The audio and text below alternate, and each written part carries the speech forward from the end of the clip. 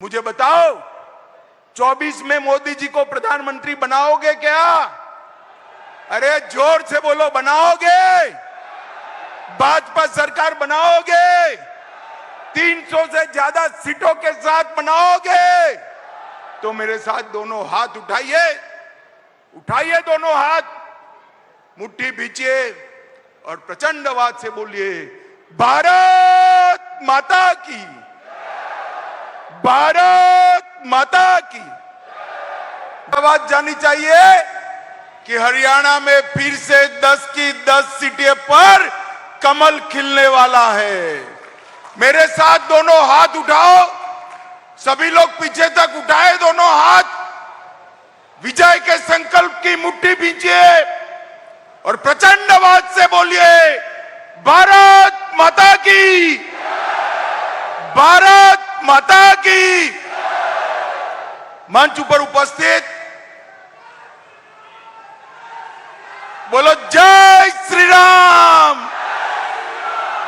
मंच पर उपस्थित हरियाणा के सम्माननीय मुख्यमंत्री श्रीमान मनोहर लाल खट्टर जी, हमारे प्रदेश भारतीय जनता पार्टी के अध्यक्ष और मेरे मित्र श्रीमान धनखड़ जी, हमारे गृह मंत्री श्रीमान अनिल विज जी, श्री गजेंद्र शेखावत जी, त्रिपुरा के पूर्व मुख्यमंत्री और हरियाणा के प्रभारी भाई विप्लव देव जी, श्री कंवरपाल गुर्जर जी, रणजीत सिंह चौटाला जी, ओम प्रकाश, श्री सुभाष बराला जी, मेरे साथ दिल्ली से आए हैं, सिरसा जी खड़े हो जाइए, मजिंदर सिंह सिरसा जी जो यहाँ के हैं, दिल्ली भाजपा के बड़े नेता है, ताली बढ़ाओ सिरसा के लिए सभी लोग।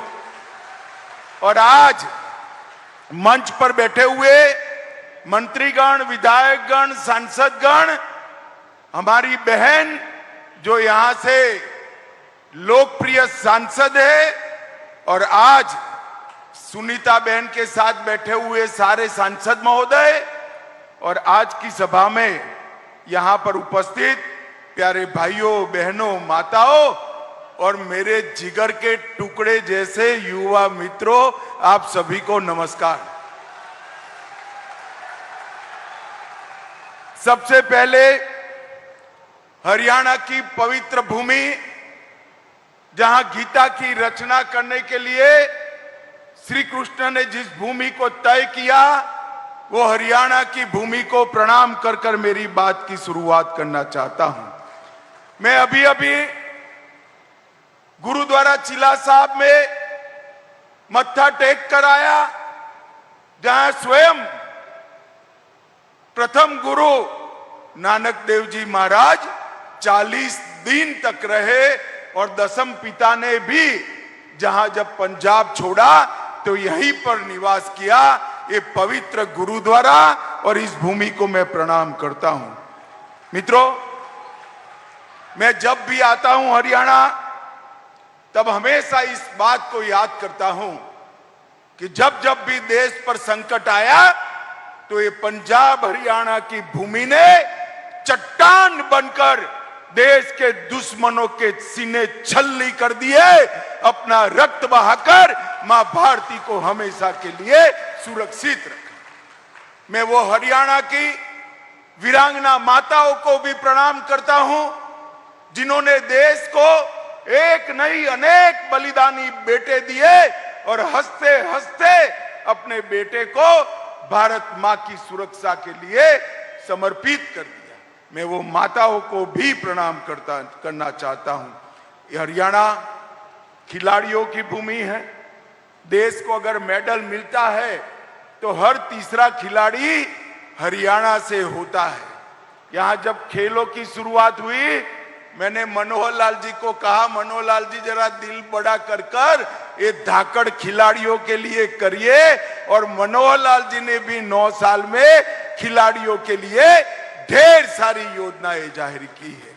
और हरियाणा का किसान, देश में कहीं भी अकाल पड़े, धान न हो, गेहूं न हो, अनाज न हो तो वो अनाज जो जाता है मेरे पंजाब हरियाणा से ही जाता है।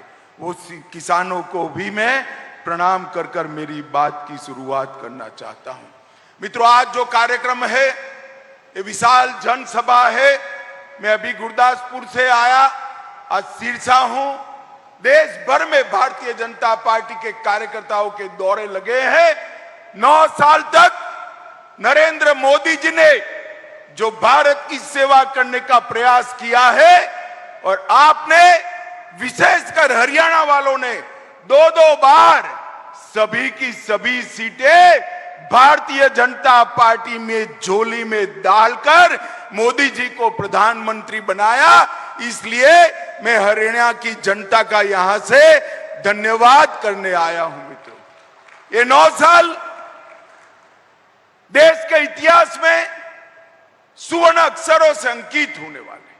9 साल पहले का भारत याद करिए। 12 लाख करोड़ के घपले, घोटाले, भ्रष्टाचार ये कांग्रेस पार्टी ने किया था। ये 9 साल में हमारे विरोधी भी नरेंद्र मोदी जी पर भ्रष्टाचार का कोई आरोप नहीं लगा सकते। मोदी जी ने पारदर्शी तरीके से सरकार चलाई है। 9 साल पहले आए दिन पाकिस्तान से आतंकवादी घुसकर हमारे जवानों के सर काट कर ले जाते थे। कभी कभी तो पैरों से उसको अपमानित करते थे। मगर ये मनमोहन सरकार, सोनिया सरकार ऊप नहीं करती थी। 10 साल शासन रहा। देश की कानून और व्यवस्था और सुरक्षा दोनों चरमरा गई थी। मोदी जी प्रधानमंत्री बने, पाकिस्तान को आदत जो लग गई थी उसने फिर से प्रयास किया। उरी पर हमला किया, पुलवामा में हमला किया, मगर वो भूल गए कि इस बार मौनी बाबा मनमोहन की सरकार नहीं है, नरेंद्र मोदी की सरकार है। 10 ही दिन के अंदर पाकिस्तान के घर में घुसकर सर्जिकल स्ट्राइक और एयर स्ट्राइक कर आतंकवादियों के परछल्ले उड़ाने का काम देश के प्रधानमंत्री के ऑर्डर पर हमारे सेना के जवानों ने किया। ये 9 साल में नरेंद्र मोदी जी ने देश को सुरक्षित किया है। ये 9 साल में नरेंद्र मोदी जी ने देश के गौरव को आसमान तक ऊंचा उठाने का काम किया है। ये 9 साल में पूरी दुनिया कोई भी इश्यू हो, भारत क्या बोलता है इसकी राह देखती है। ये गौरव भारत को दिलाने का काम हमारे प्रधानमंत्री नरेंद्र मोदी जी ने किया है। अभी अभी यूक्रेन और रशिया के बीच में युद्ध हुआ। हमारे बच्चे वहां फंसे थे, हजारों बच्चे फंसे थे। उनके मां बाप की जान तलवे पर लग गई थी। हम सब चिंतित थे। मोदी जी ने रशिया और यूक्रेन के राष्ट्राध्यक्षों को फोन किया। 3 दिन दोनों देशों ने युद्ध बंद किया और हमारे सारे बच्चे सुरक्षित भारत वापिस आ गए। ये बताता है कि दुनिया में मोदी जी के शासन में भारत की पूंछ आगे बढ़ी है। ये 9 साल में मोदी जी ने देश के गरीबों को एक नई आशा देने का काम किया है। हर गरीब को घर, हर गरीब के घर में गैस, हर गरीब के घर में नल से जल, हर गरीब के 5 लाख तक का आरोग्य का पूरी चिंता, हर गरीब को प्रति व्यक्ति प्रति माह 5 किलो अनाज और इसके साथ साथ गैस की सिलेंडर। और मैं आपको पूछना चाहता हूं, हजारों की संख्या में आप बैठे हैं, मुझे बताइए भाई, कोविड का दोनों टीका सबका लग गया है या नहीं लग गया है? हाथ ऊपर करिए तो। लग गया है ना? 25 पैसा भी देना पड़ा है। कोविड जैसी महामारी में पूरी दुनिया आश्चर्यचकित है। भारत ने 130 करोड़ लोगों को दोनों टीके लगाकर कोविड से सुरक्षित करने का काम देश के प्रधानमंत्री नरेंद्र मोदी जी ने किया है। माताओं, भाइयों, बहनों, कोविड के वक्त भी ये पॉलिटिक्स नहीं छोड़। राहुल बाबा ने कहा कि कोविड का टीका तो मोदी टीका है, मत लगाइयो, मगर किसी ने नहीं सुनी उनकी। सबने टीका लगाया, अंत में वो भी एक दिन रात को अंधेरे में टीका लगाकर आ गए। मित्रों, जो कांग्रेस पार्टी भ्रष्टाचार कर रही थी, जो देश को सुरक्षित नहीं रख पाई थी, उसने कोविड जैसी महामारी के समय भी राहुल बाबा एंड कंपनी ने पॉलिटिक्स करना नहीं छोड़ी। ये मोदी जी के 9 साल भारत गौरव के 9 साल हैं। मोदी जी के 9 साल गरीब कल्याण के 9 साल है और मोदी जी के 9 साल भारत के उत्कर्ष के 9 साल है।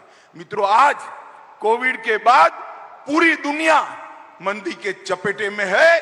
उस वक्त भारत के अंदर नरेंद्र मोदी जी की नीतियों के कारण मंदी दस्तक नहीं दे पाई है। ये हमारे लिए बहुत बड़ी बात है। मित्रों, आज नरेंद्र मोदी जी के नेतृत्व में भारत आगे बढ़ा है। मोबाइल का सबसे बड़ा दूसरा उत्पादक बना, ऑटोमोबाइल का तीसरे नंबर का उत्पादक बना और स्टील का सबसे बड़ा उत्पादक बना है। अभी अभी मोदी जी G7 की बैठक में गए, कोई प्रधानमंत्री उनके ऑटोग्राफ मांगता था, कोई राष्ट्राध्यक्ष इनसे अपॉइंटमेंट मांगता था, और अफ्रीका गए तो किसी किसी ने तो पैर छूकर आशीर्वाद भी दिए। मित्रों, ये जो ये सम्मान नरेंद्र मोदी जी को मिला है, वो नरेंद्र मोदी जी का सम्मान नहीं है, ये भारतीय जनता पार्टी का सम्मान नहीं है। ये सम्मान जो नरेंद्र मोदी जी को मिल रहा है, विदेशों में मोदी मोदी मोदी मोदी मोदी के नारे लग रहे हैं, ये नारे मोदी जी के सम्मान के लिए नहीं है, ये नारे सिरसा, हरियाणा और भारत के 130 करोड़ की जनता के सम्मान के नारे हैं। मोदी जी ने दुनिया में भारत को आगे बढ़ाया है। किसानों के कल्याण की बात हुड्डा साहब करते हैं। हुड्डा साहब को मैं चैलेंज देने आया हूं सिरसा की भूमि पर। हुड्डा साहब, 10 साल आपकी सरकार चली, कितना धान, कितना गेहूं खरीदा, हिसाब लेकर आ जाओ आप। सबसे ज्यादा धान, सबसे ज्यादा गेहूं अगर किसी ने खरीदा है, सबसे ज्यादा दाम से खरीदा है, तो नरेंद्र मोदी जी ने खरीदा है। मित्रों, नरेंद्र मोदी जी ने खरीदा। 2023-24 में 260 लाख मैट्रिक टन गेहूं खरीदा और धान 385 लाख मैट्रिक टन करा। सिर्फ इस वर्ष में ही 47,000 करोड़ रुपए का गेहूं खरीदने का काम हुआ है और अब चेक भी आपके अकाउंट में सीधा ही जमा हो जाता है भैया, बीच में कोई बिचौलिया नहीं आता है। हुड्डा साहब, आपकी सरकार अनेक साल रही, कभी 6,000 रुपया किसान को सीधा नहीं भेजा। हमारे मनोहर लाल जी ने 52 योजना लाई। आप कई साल मुख्यमंत्री बने, 52 योजना नहीं लाए। किसानों को क्रॉप परिवर्तन के लिए भी आपने कभी कोई काम नहीं किया। मित्रों, ये हुड्डा सरकार जो थी, ये 3D सरकार थी। 3D का मतलब है, 1D दरबारी, अपने दरबारियों की सरकार थी। दूसरा D दामाद की सरकार थी। कौन सा दामाद, समझ रहे हो ना? अरे समझ रहे हो या नहीं समझ रहे हो? दिल्ली के दामाद की बात कर रहा हूं, समझ रहे हो ना? एक दरबारी, एक दामाद और तीसरे डीलरों की सरकार थी। मनोहर लाल जी ने तीनों डी को समाप्त कर दिया है।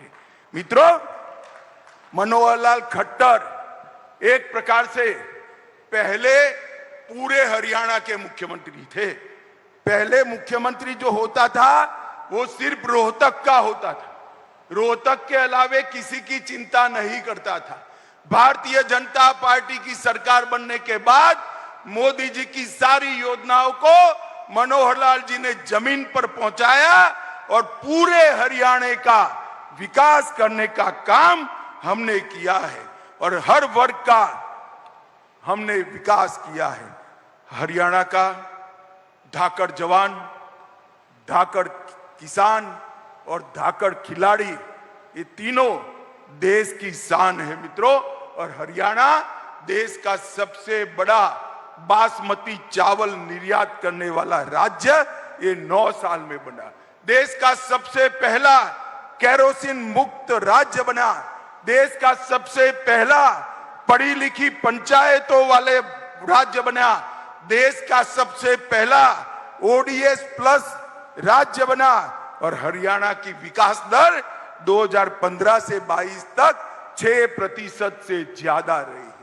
मित्रों, ये डबल इंजन की जो सरकार है, ऊपर मोदी जी और नीचे मनोहर जी, उन्होंने हरियाणा के विकास में कुछ नहीं छोड़ा। 2019 से अब तक 5.22 बिलियन डॉलर का फॉरेन का निवेश मिला है। 400 फॉर्चून कंपनियों के कार्यालय गुरुग्राम हरियाणा में है और देश में 2 गाड़ी बनती है।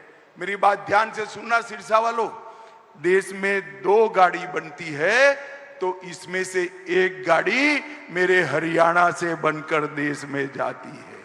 50% गाड़ियां हरियाणा से बनती है। आज मैं जब यहां आया हूं तब चौधरी देवीलाल जी को भी जरूर याद करना चाहता हूं। देवीलाल जी ने हरियाणा के किसानों के लिए ढेर सारे सपने देखे थे और किसी ने तो पूरे नहीं किए। हमारे नरेंद्र मोदी जी ने इसको पूरा करने का काम किया है। मित्रों, हरियाणा नशे का शिकार बन रहा है। मैं आप सभी को कहना चाहता हूं, देश का प्रधानमंत्री नरेंद्र मोदी जी इस बात से बहुत चिंतित है और उन्होंने भारत सरकार के गृह मंत्रालय के सामने एक लक्ष्य रखा है कि कुछ ही समय में भारत नशा मुक्त होना चाहिए और ये अभियान हरियाणा में चालू हो गया है। मित्रों, सिरसा में भी ये 9 साल में बहुत कुछ हुआ है। 1513 करोड़ रुपए का किसानों को बीमा का क्लेम दिया है हमने। राष्ट्रपति द्रौपदी मुर्मू ने 22 एकड़ भूमि पर 1000 करोड़ के साथ मेडिकल कॉलेज की आधारशिला रखी। सिरसा फतेहाबाद मार्ग का निर्माण चल रहा है। कई नए पुल बन रहे हैं। सिरसा के तेजाखेड़ा, आशाखेड़ा और चौटाला की जमीन पर मेगा फूड पार्क बन रहे हैं। सिरसा में एक नए जल उपचार संयंत्र का निर्माण हुआ है और सौर ऊर्जा केंद्र भी गुजरात में बन रहे, सिरसा में बन रहे हैं। मित्रों, एक कॉन्स्टिट्यूएंसी में इतना सारा विकास कभी पर नहीं हुआ। सुनीता दुग्गल हमेशा भारत सरकार के मंत्रियों के पास आपके सवालों को लेकर झगड़ा भी कर लेती है और गिड़गिड़ा भी लेती है। एक ताली सुनीता बहन के लिए बजा दीजिए सभी लोग। मित्रों, ये हुडा जी हमेशा कांग्रेस की बात करते हैं। मैं हुडा जी को पूछने आया हूं, हुडा महाराज, हिसाब लेकर हरियाणा की जनता को दो कि आपके शासन में, कांग्रेस के शासन में ऊपर नीचे दोनों आपकी सरकारें थी, आपने हरियाणा को क्या दिया। मैं आपको कहता हूं, कांग्रेस की सरकार थी तब 2004 से 14 तक हरियाणा को डिवेल्यूशन और ग्रांट इन एड के कुल मिलाकर 40,000 करोड़ रुपया दिया था। कितना दिया था भाई, जरा बोलो तो? 40,000 करोड़। और नरेंद्र मोदी जी ने 40,000 करोड़ से बढ़ाकर 1,30,000 करोड़ रुपया देने का काम किया है। 1,30,000 करोड़ रुपया, और वो हमारा हिसाब मांगते हैं। मित्रों, हमने 1400 किलोमीटर नए नेशनल हाईवे बनाए, 17 नए राष्ट्रीय राजमार्ग हरियाणा में घोषित किए, 20,000 करोड़ रुपए से आर्थिक गलियारे की योजना बनाई, 12,150 करोड़ की लागत से सबसे बड़े गुरुग्राम पलवल 9 जिलों से गुजरने वाले एक्सप्रेस वे को बनाया। 4000 करोड़ की लागत से कुंडली मानेसर पलवल एक्सप्रेसवे का उद्घाटन हो चुका है और इसके साथ साथ 11,000 करोड़ की लागत से खरखोदा में 10 लाख वाहन की प्रति साल क्षमता रखने वाली मारुति का विस्तारीकरण कार्यक्रम हुआ। कई सारी संस्थाएं दी। कैंसर, राष्ट्रीय कैंसर इंस्टीट्यूट 710 बेड, 100 एकड़ भूमि पर श्री कृष्ण आयुष विश्वविद्यालय, भारतीय सूचना प्रौद्योगिकी संस्थान सोनेपत, एनआईडी हरियाणा, ढेर सारी संस्थाएं दी। और मित्रों, 20 लाख किसानों को हर साल 6,000 रुपया मिल रहा है। जल जीवन मिशन 30 लाख लोगों के घर में नल से जल पहुंचा है। आयुष्मान भारत के लाभार्थी 82 लाख है।